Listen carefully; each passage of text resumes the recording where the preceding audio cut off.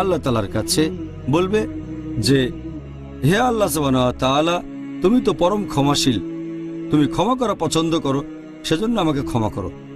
আরেকটা হাদিস আছে সহিহ বুখারীতে, খণ্ড নম্বর 3, বুক অব ফাস্টিং, হাদিস নাম্বার 2024, যে আমাদের নবী মুহাম্মদ সাল্লাল্লাহু আলাইহি সাল্লাম রমজানের শেষ 10টা রোজার সময় তার কোমরবন্ধনী শক্ত করে বাঁধতেন, মানে তখন বেশি পরিশ্রম করতেন, আর সংযত থাকেন স্ত্রী সম্পর্কের ব্যাপারেও, এবং রমজানের শেষ 10 দিন শুধু নামাজ পড়তেন।